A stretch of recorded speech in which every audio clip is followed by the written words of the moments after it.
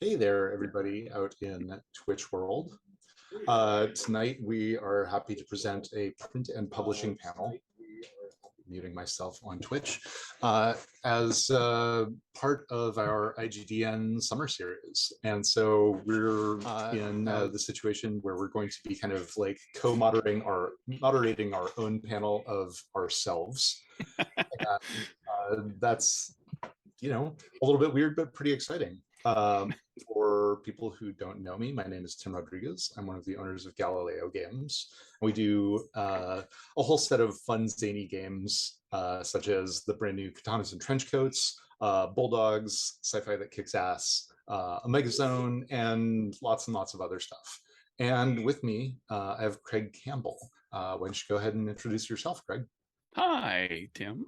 Yeah, I'll moderate you if you moderate me. That's perfect. Yeah, I'm Craig Campbell. I'm the owner of Nerdburger Games, and we made a whole bunch of different games. I guess the flagship game is probably Capers, which is superpowered gangsters in the 20s. Good Strong Hands was nominated for a couple of Ennies this past year, so that's the other one that's kind of getting some recognition. So yeah, and then there's all sorts of other little weird things too. I like to make little zine games that are kind of inspired by different TV shows and movies that I like, and there's all sorts of strange stuff in there. That's fantastic. And like the title says, tonight we're going to be talking about print and publishing. And really what this means is specifically some of the concerns that we think about as publishers when we're bringing our works into print. And just for the sake of everything, if our delightful audience has questions, please go ahead and drop them in the stream chat. We'll be looking at that and trying to answer questions as we go. So please let us know if you go into thing, if you want to know anything specifically.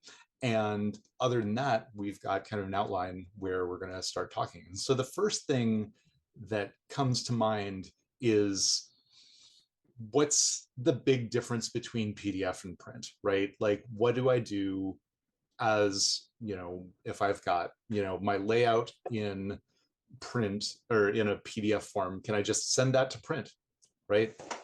Talk to us, Craig. If you're very, very lucky, yes, you can send that exact thing that you have in PDF, but probably not.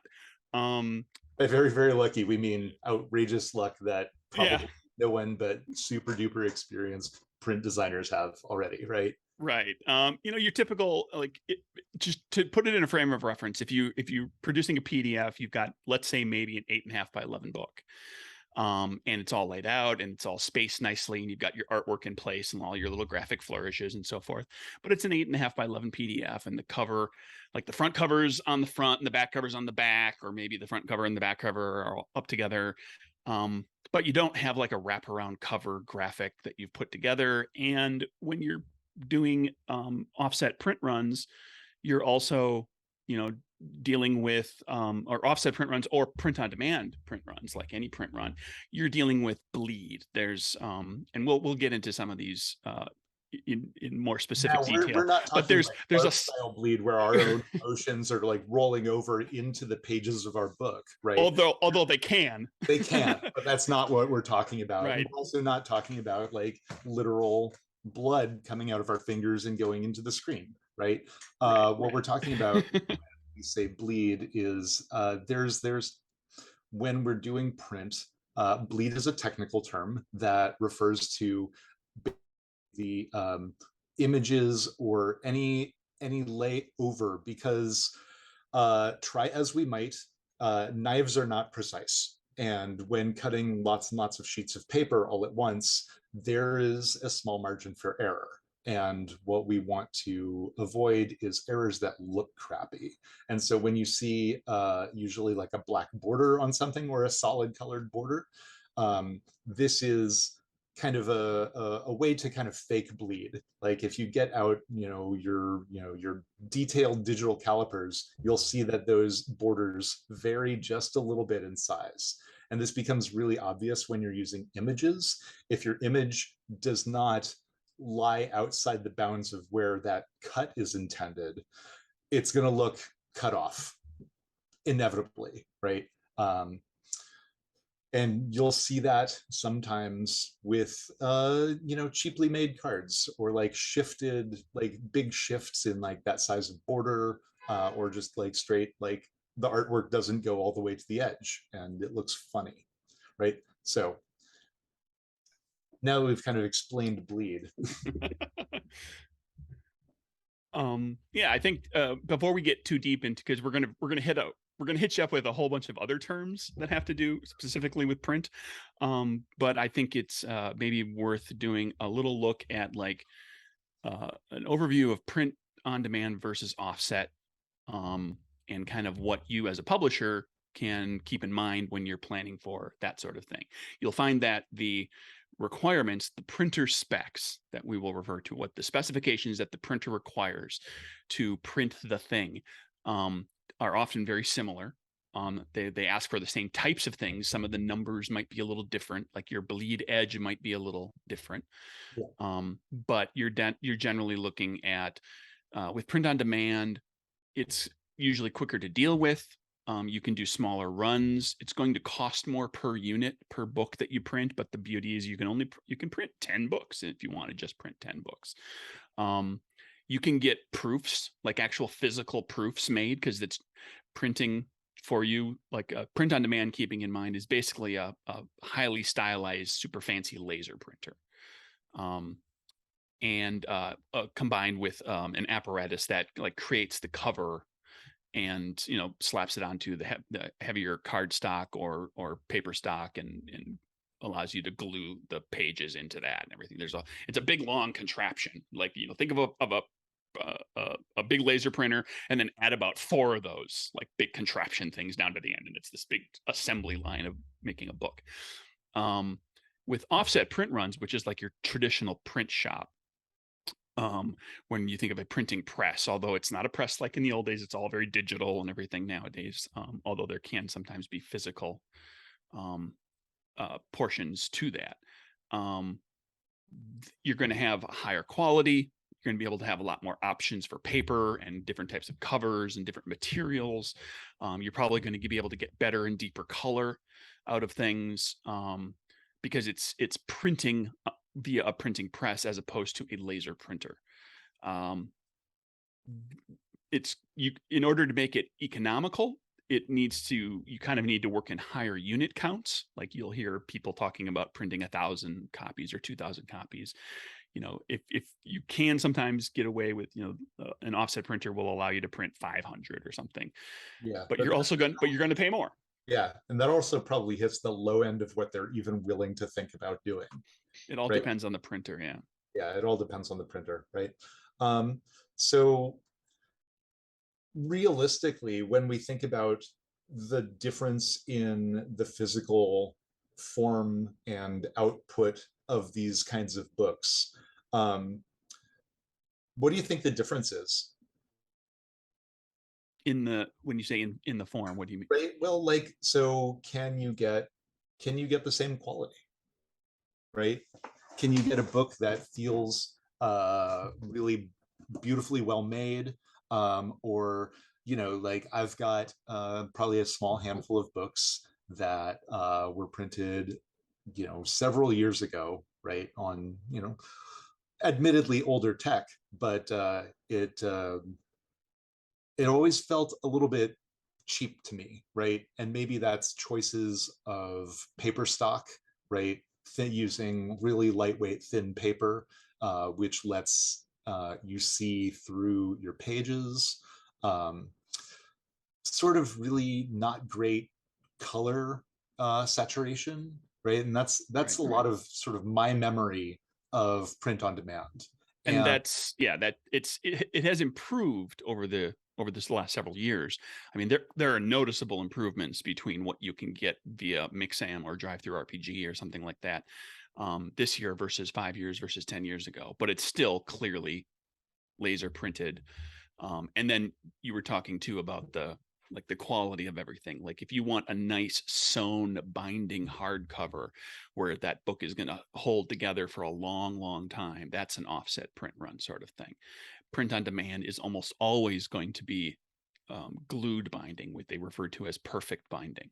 And the glue, if you crack that book open enough times, it's just a matter of time before the some of the pages start to pull out of the glue.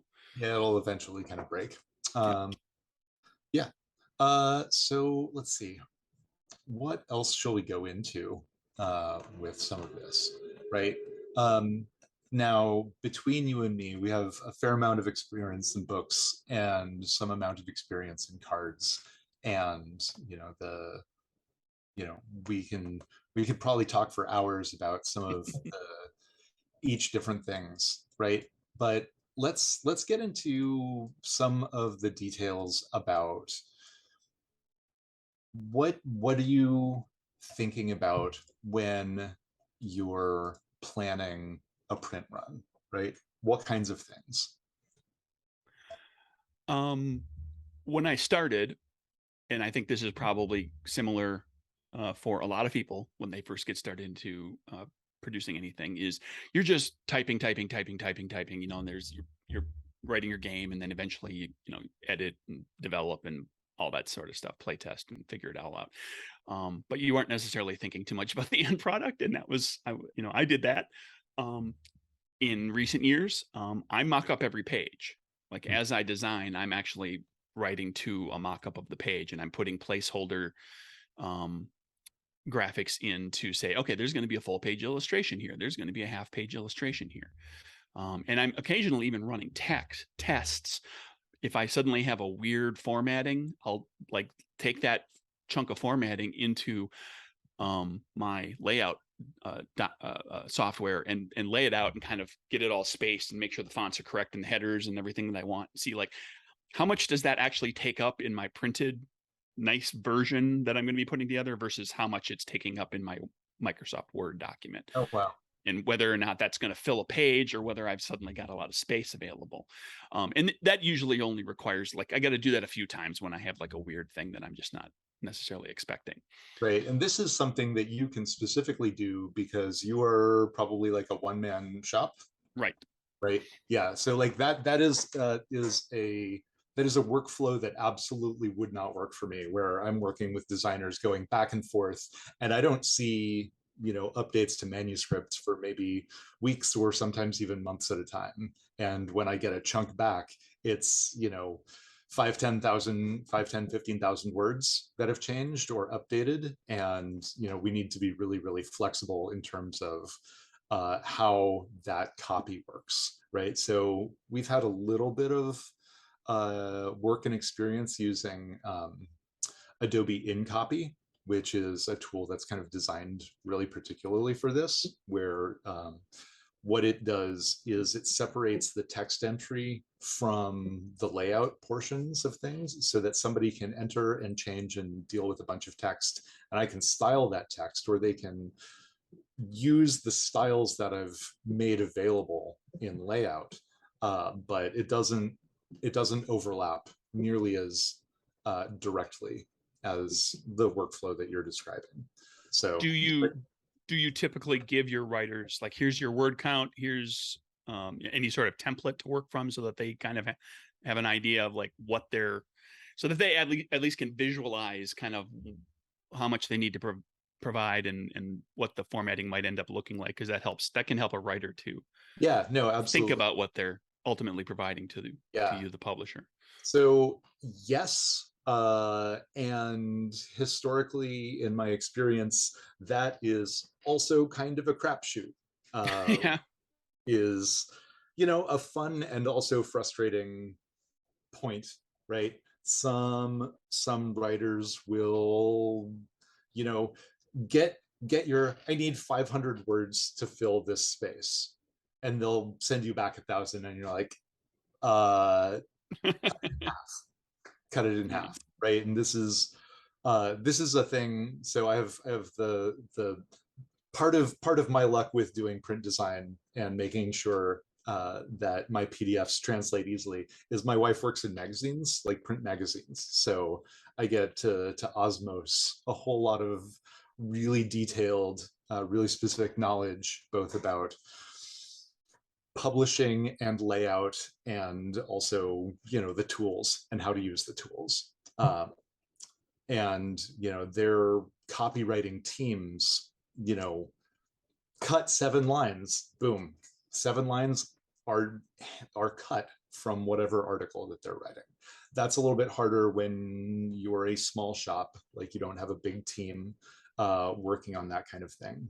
And so you have to either, make decisions as the publisher about, nope, well, this whole section is just getting chopped, or maybe the writer has big opinions about it, or maybe the writer gave you 500 words, but the way in which it's spaced doesn't work with your layout, right? So maybe they wrote to spec, but there's a lot more line breaks and a lot more paragraphs than you maybe expected.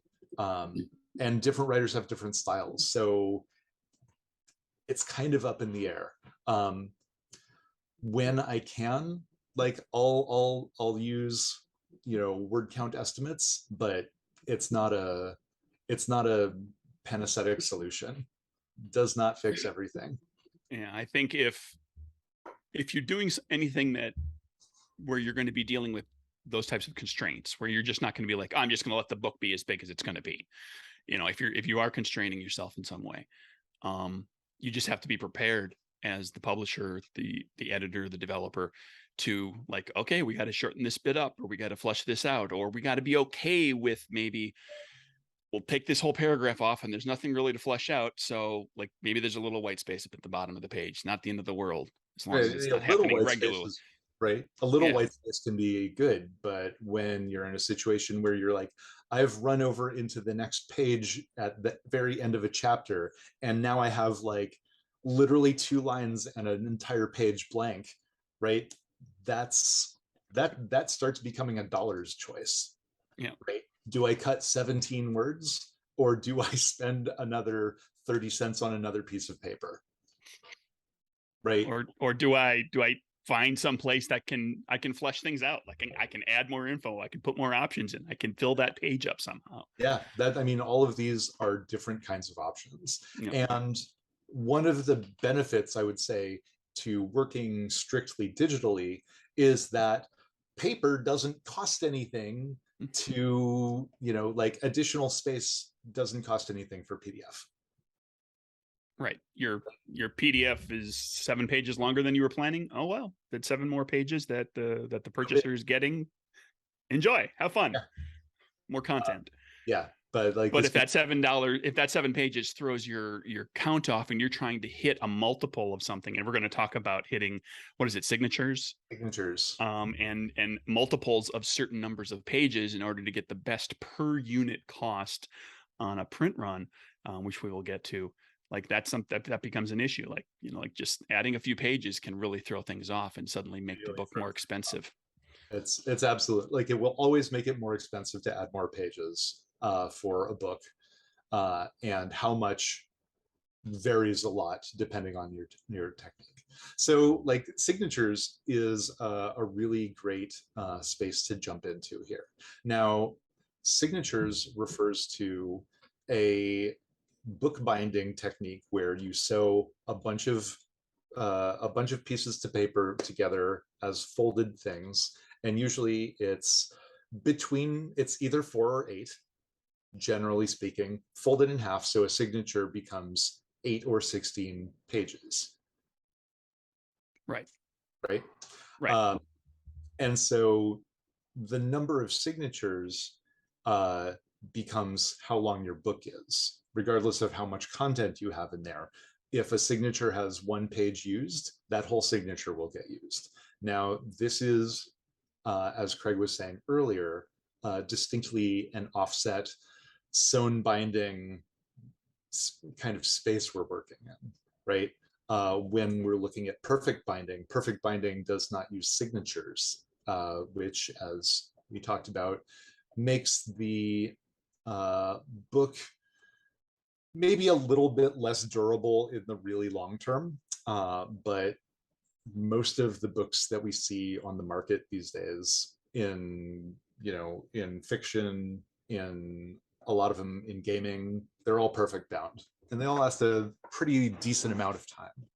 So, I wouldn't write perfect bound off just No, yeah, not at all. But usually the way I approach it is like you just describe the book and you talk about what's in there, and then you don't talk down perfect bound, but you talk up case bound and say this is going to be a sewn binding case bound hardcover book. It's going to be extra sturdy. It's going to last forever.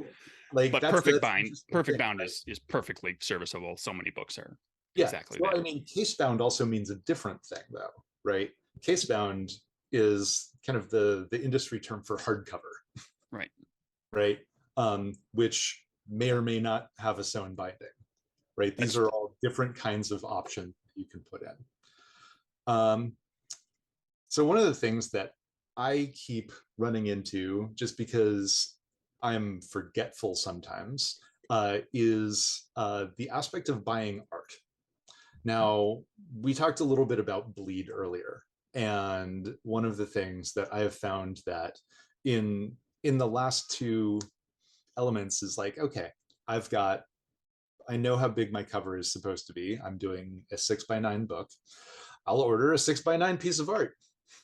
What are the problems with that? Well, you've got bleed, right? You've got like the art Or you needs to don't have extend, bleed in or you some don't. cases. You don't have any to work with. Well, I think the way that I've typically handled that is, whenever you've got artwork that's going to extend right to the end of the edge of the page, whether it's interior piece, a piece that's going to cross pages, from left to right, or it's going to be a wraparound cover, or even just a portion of the front cover, is to make it clear to the artist, that nothing important should be in like the outer half inch or so of everything, because you don't know exactly where you're going to end up with that illustration sitting, Mhm. um, relative to where the cut is going to happen when the knives come down, Or the um, fold or or whatever. or how the fold's going to hit, how it's going to how the image is going to hit the gutter. You don't want to bear, like if you got a piece of artwork that's going to stretch across 2 pages, you don't want the most important thing right in this dead center, Right in because that that's going to get sucked down into the spine of the book, what they call the gutter. You want to have like the subject of the important subject matter of the art to be more in the left half and right half. yeah. um and um and that comes into play as long as we're talking about defining the artwork for um the artist, is when it comes to covers, where is your title text going to go? Where is your byline going to go? Any subtitle that you're going to have on the book, like giving thought to where that's going to be and thinking about what the art needs to look like in order to not accidentally obscure something really cool in the artwork because you need to put a title right across the top of it. Right. um, or making the title difficult to read because there's too much busy other artwork stuff going on behind it. Yes. So, it's one of those things that, like, the front cover takes a lot of thought and planning to decide like how everything's going to be laid out before the artist even begins work. Right. And even once they have started work, generally, artists will work in phases where they'll start sketching out kind of a composition and kind of making sure that that feel is right, right? Like the elements are working out. And you can also use that time in if you're like me, a publisher who is, working with a designer. um, you talk to your designer, like, let's start using this as a mock-up. Let's start planning, what do we need to ask the artist to adjust in terms of the composition to make sure that this all fits, right? for the cover of Katanas and Trench Coats, we had to ask the artist to move a bat. Yeah. Needs to be a little further down because it's otherwise going to be blocked by the title. In Low Stakes, I had the artist create the full moon as a separate image so that I could put it right under a letter. It's in the sky somewhere, but it's going to be right under a letter, and I didn't know where that letter was going to end up. Yeah, there's all sorts of like really interesting details. From a couple of notes from the stream chat, when will IGDN have their own private printer? That is that's an ambitious goal. I don't know when that might happen. Well, Tim, coincidentally, you're the treasurer of the IGDN currently. What do we have in the kitty? Can we afford that? I mean, what we can do is we can buy a fairly decent, individual laser printer, but Right. not anything to, bind books with. Best printed book and why is it Degenesis? I am not familiar with that book, so I don't know why. I couldn't tell you why. Do you know that book, Craig? I'm not familiar either. I think Mitch is messing with us. Oh yeah, I mean, you would expect that. Mitch is running our tech tonight, so thank you, Mitch. Yes, thank you.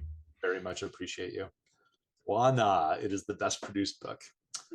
Just as awful so is my nemesis. Yeah, I can totally see that, right? When you start getting into the details of making your cover graphics and start doing spine calculations based on paper weight, that gets real complicated and it feels like a really rough guess. That's something that's I hear you there. It's a whole lot of fun. And also I've given sophomores in high school perfect bound books and they held up fine. Yeah. Perfect bound is pretty solid, right? Nothing wrong with it. I like perfect bound. But sewn bindings are fancier. Sewn bindings are a lot more luxe feeling, which then means you can usually command a higher price for them.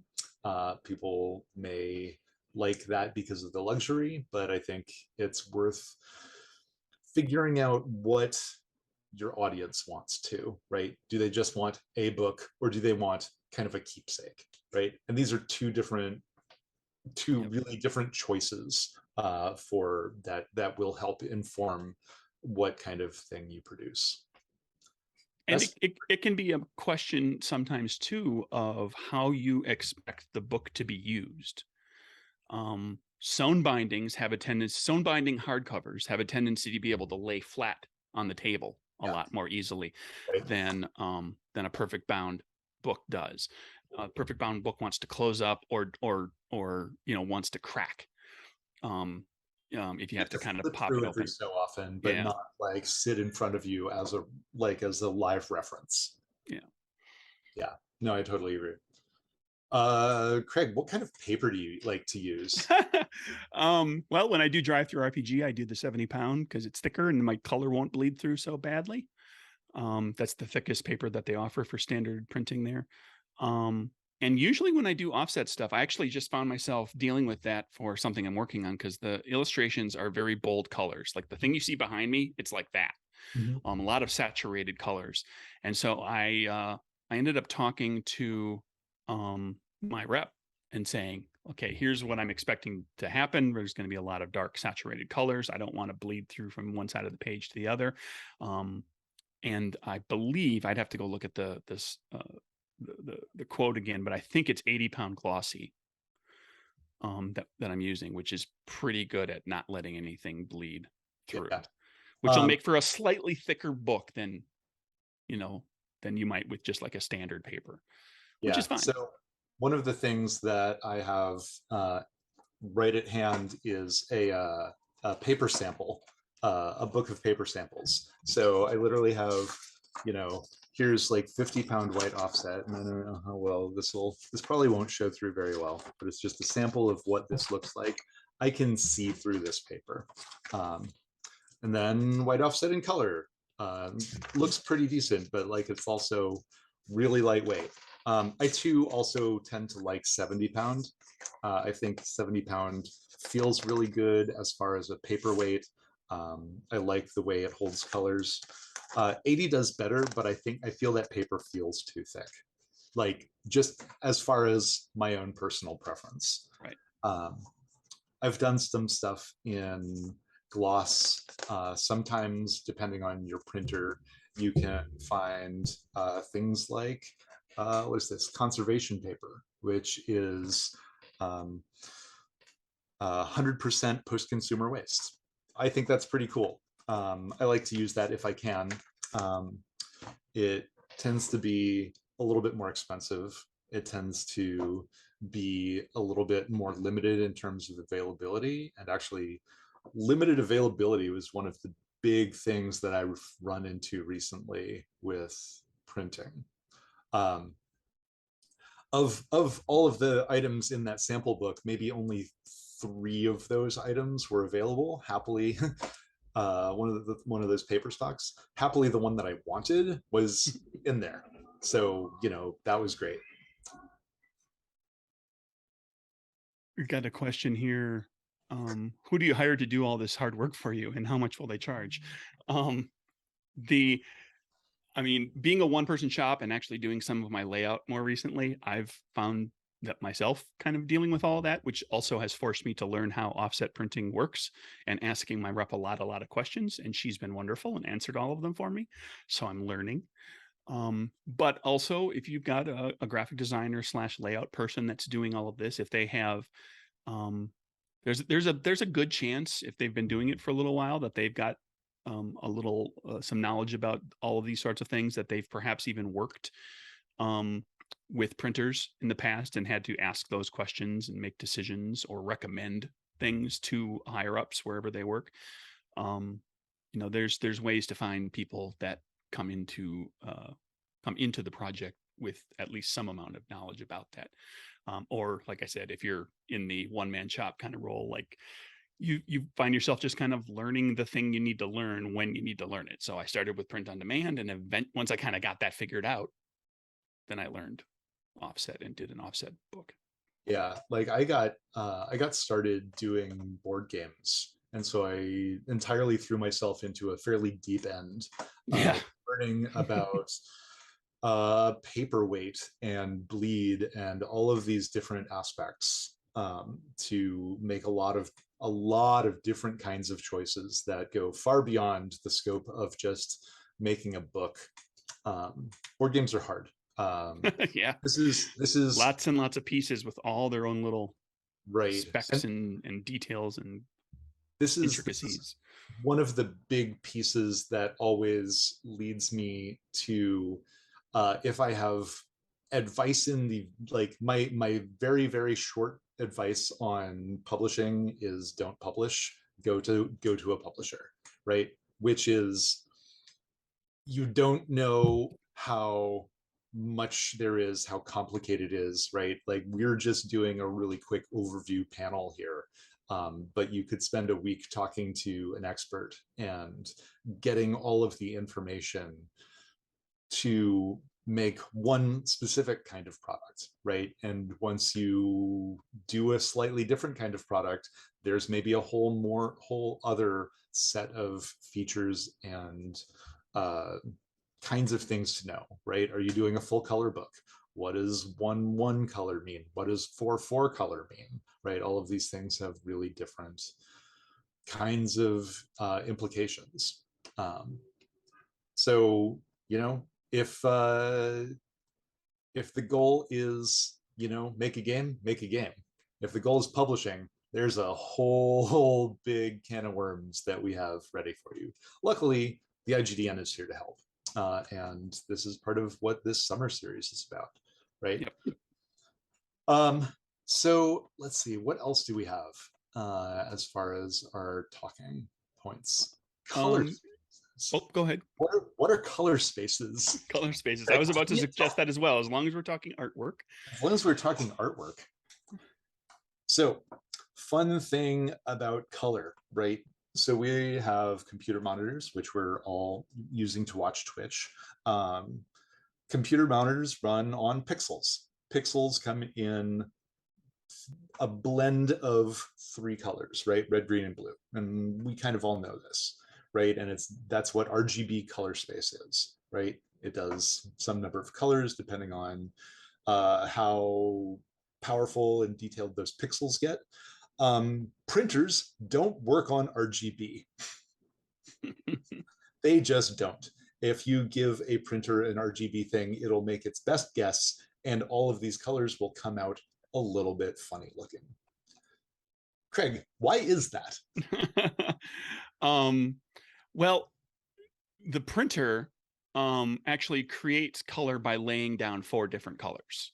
Four different colors. Four different colors. CMYK: cyan, magenta, yellow, and black. K for black, because Right. they didn't use B, because B is for blue. Right. And so these are like that really, really bright blue, that really, really bright pink, that, you know, super canary yellow, and then black, obviously.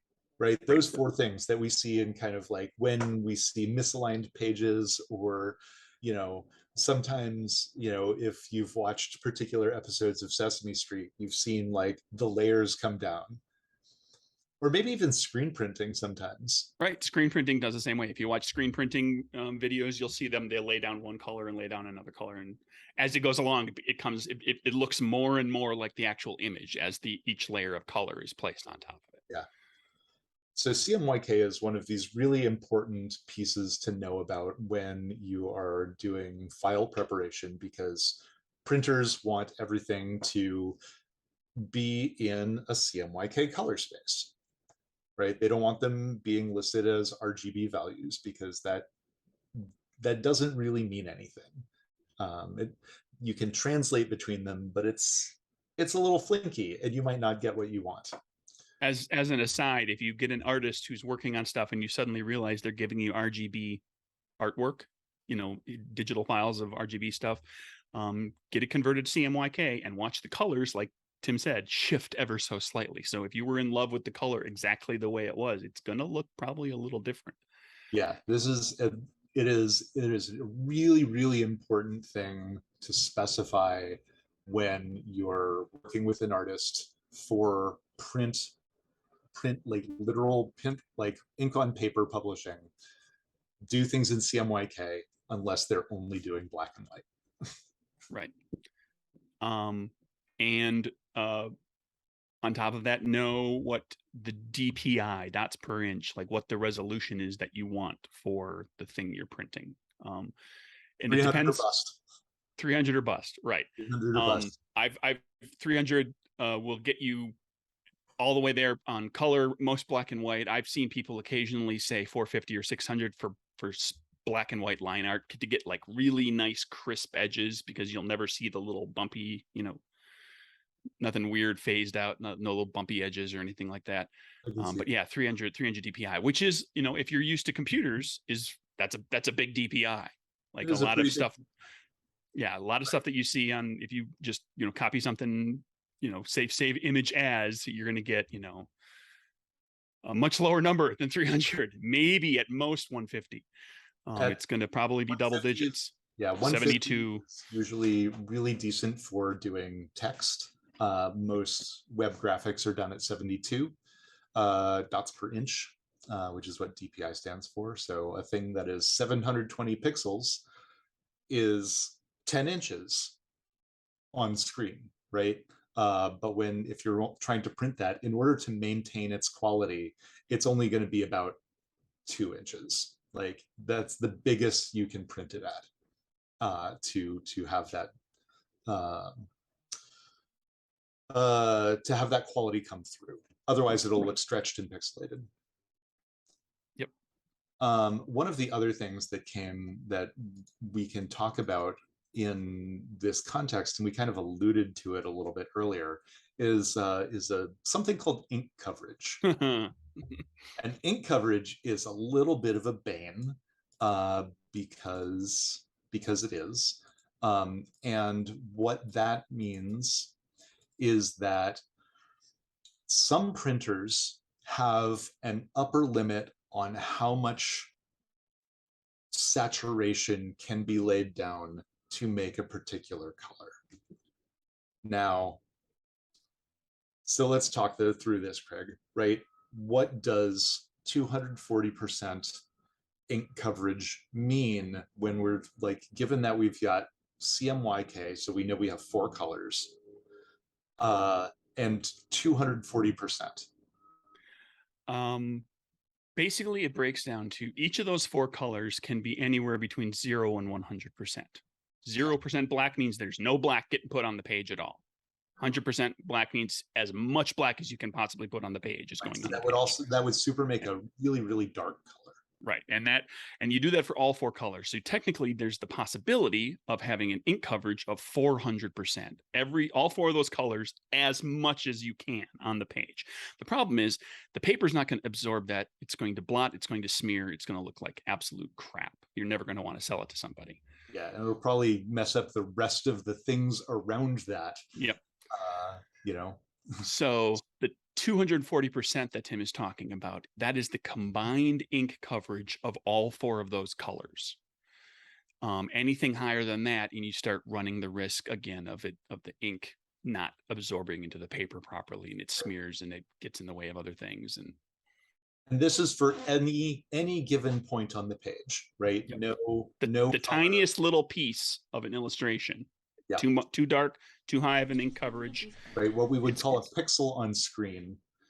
Right, if we turn a pixel all the way up, it just becomes white. No big deal, right? But if that started smearing and like went all over the place. So where does that get us with what they call rich black? So rich black is kind of a really weird, interesting thing, right? So if you think about black, you can just set black to 100%, right? And this looks okay. But in comparison to what the rest of CMYK color looks like, it kind of looks a little shabby, right? Because you can only max out at 100% black. And in context of other things that have greater than 100% of color, you tend to like plain 100% black looks a little bit gray.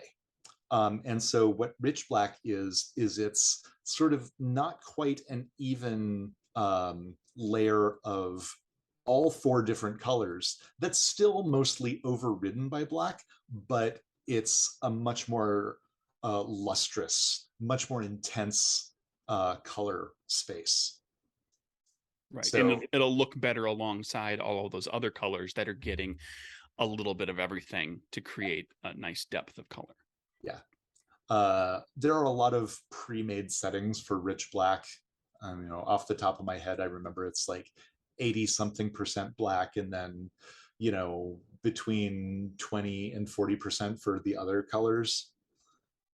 Right. But there's a lot of different types of blacks, believe it or not. There's a lot of different types of blacks. And it's worth letting, you know, like, especially if you've got a new artist or graphic designer or somebody working with you, making sure that anything they're doing at some point, they're converting, either working in 240% or less, or they're converting something and double checking and making sure to convert down to 240% or less. And again, this varies by printer. So check with your printer what their specifications are, because maybe 240% is limit. And last I did anything on drive-through, that was a hard limit, and they would just flat out reject my file if they detect a spot of 241, they'll send it back to you and say rejected. However, and then you have to figure out where it is. Exactly. However, the last book that I did not care, right? They're like, you can have whatever ink density you would like. And that's, you know, that became a thing that I didn't have to worry about, which was nice. Right. But it's, again, the print spec it is the Bible. It is the guideline that you will need to become familiar with, regardless of what you're doing. Usually you'll find, if you look at offset and print on demand, one of them is stricter than the other. And if you hit the stricter one, you're probably good for both. Yeah, absolutely. So let's say we've gotten through all of our files. We've prepared our PDF for print. It looks a little bit funny when we print it out on our own page, right? I've gotten an 8.5 by 11. But I tried to print it like, scaled to fit my paper, but it came out a little bit funny looking. Why might that be?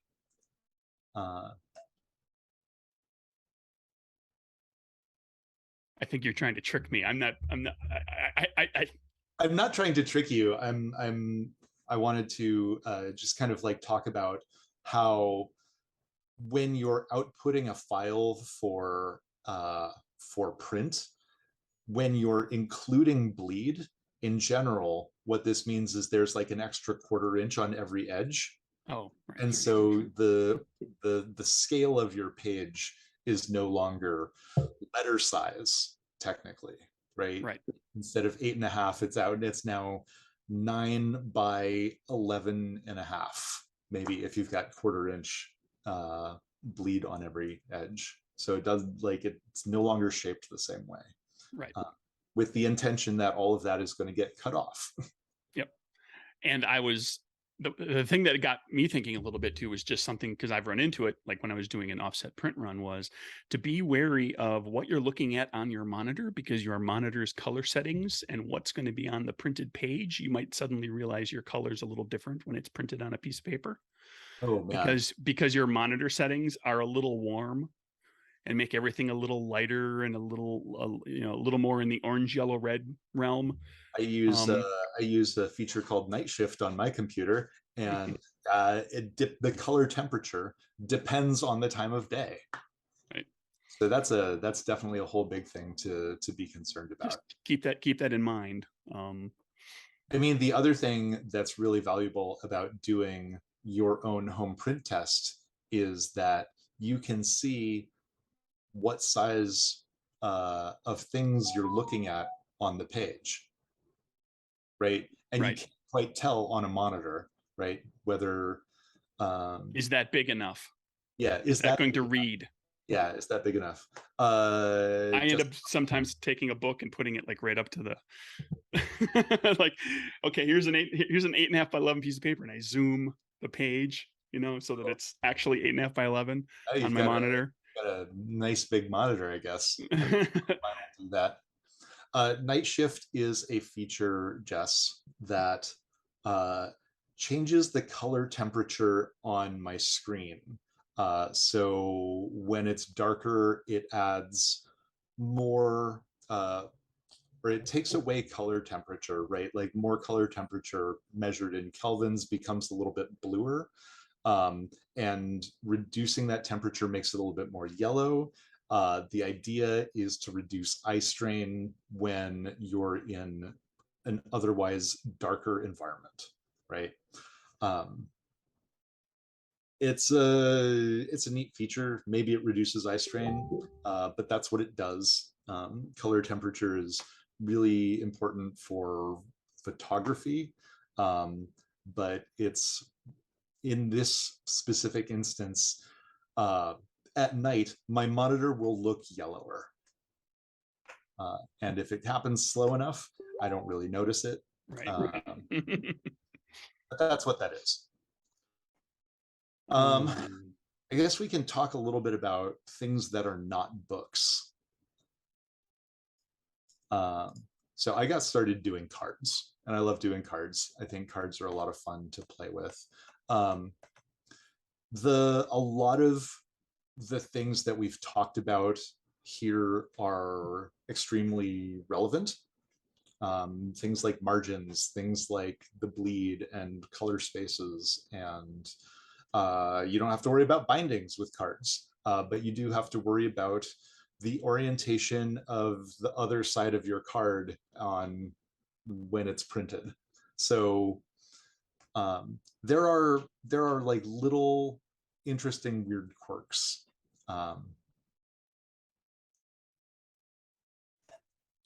And then non-paper materials, I haven't really played with. I mean, I've gotten some dice and some meeples manufactured. And actually, like using so there's a company called Pantone that makes uh, basically color chips. And it's a really, really standardized set of color chips that's used for the print industry. So Pantone colors are defined colors that have a serial number. Um, and it's not just some combination of percentages. And so I was specifying colors for the meeples and dice that I got made in Pantone colors. It's a Uh, useful way to communicate, right. useful thing to know what those are. Um, I am not sure how widespread Pantone is anymore. It used to It's be. it's all over architecture, I can tell you that. But Is it? Yeah. yeah, for interior design and the like. Yeah. But yeah, in books, I'm not entirely sure. Yeah. Just a quick note on dice, because I've actually been dealing with getting dice made recently. Mm. You'll run it even less to worry about than cards and the like, but there's still some things to keep in mind. You'll probably only have like a limited number of choices for what the die is going to be, as far as material and color, and how they're going to affix the the number or the design onto it. It might just be painted on. It might be etched and then filled Mhm. with paint so that it doesn't just rub off right away. And they'll provide you generally with a template, and you or your graphic designer will design whatever, place the numbers or put the little design bits in there, to fit within that template. And they'll have to they'll check it, make adjustments, and give you a digital proof to look at and everything. And then there'll also be requirements for, like, this is all the thinner you can go with lines. If you want to have like this really lovely little etched look with all these little flourishes and lines and little details and things, your line weight can only get so thin. They can't etch it or paint it if it gets too thin, even if it looks pretty. Yeah, like these are not usually done. These are usually done with mechanical implements. So CNC routers and drill Yep. bits, like literal drill bits, or routing bits specifically. Right. Um, but yeah, those only get so reasonably small. You could And probably find smaller, but it will probably cost you more because they're paying for more and more little, smaller and smaller bits that they have to take better care of, that they have to replace more often because they're small and fragile, and who and knows. more delicate work Yeah. means more chance of error. Yep. Um, yeah, so I think that is probably going to bring us about to the end of our chat. Thanks, Craig, for hanging out with me and talking print and paper. Sure. Thank you. Last chance for questions. Anybody? We'll hang in there for a couple minutes. Yeah, where can we find you otherwise? I'm at Nerdburger Craig on Twitter. My website is nerdburgergames.com. My games are all up on DriveThruRPG. There's always something in the works. If you go to the website up at the top there's a link to the Discord as well. We've got a nice little community of people. And if you want to really see what I'm constantly working on, because I never stop talking about it in the Discord, um, that's really where the inside scoop is. And I even have a channel that's just called RPG Design, and I just every so often barf knowledge of things that I've dealt with in there. And I've had a number of people tell me that they've learned quite a bit about how to design stuff, and even some of this publishing stuff, because I get frustrated and I complain about it in there, or I discover something new and I want to share it, so I throw it in there, that Nice. sort of thing. That's very cool. I'm Tim Rodriguez. You can find me on Twitter at Ogre Teeth. You can find my company at Galileo Games on Twitter and Instagram. We're not super active because we're just not that good at social media. We have a website, galileogames.com. You can find our latest book, Katanas and Trenchcoats, there. Like I said, Thousand Arrows just got finished, and so we're hoping to release that as a PDF soon, and a printed book when we can. Hopefully, there is some paper around, but the big thing right now is paper shortages, which means costs have skyrocketed. I Thousand Arrows. Shipping isn't great either. overseas shipping. Shipping's not great. Oh God, overseas shipping, like $50 for a book. That's it. I know game designers that have products out that they had printed outside of the US that they're trying to figure out how they're going to ship it here, because their shipping costs have quadrupled since they were quoted initially with the Kickstarter, 2 or 3 years ago, or year and a half ago, or whatever. That's another thing that if you get into publishing, as Tim said, if you don't have to publish, don't, because that's something you'll have to think about. Like, can I time my thing to do this thing here at this time? Because like all of a sudden, how much are prices going to this cost? How is things going to fluctuate? And even in the best of times, even in the best of times, if you've got quick turnover on a Kickstarter or something like that, not as much of a risk to worry about. But if you're doing something that it's going to take you a year to fulfill, think about what might happen to shipping, just like general person to person, even in the US or in your country, shipping charges, where postage goes up all of a sudden, and you weren't prepared for the amount that postage would go up. That's something to kind of keep in mind and talk to your fulfillment people or the people that are doing shipping for you. Yeah, it's a big thing. Looks like we are free of any further questions. So yeah, I guess we'll wrap it up here. All right. Thank you so much, Craig. Thank you, Tim. Thank you, everybody. Thanks all for checking in, and we'll see you on YouTube in a little bit. Yep.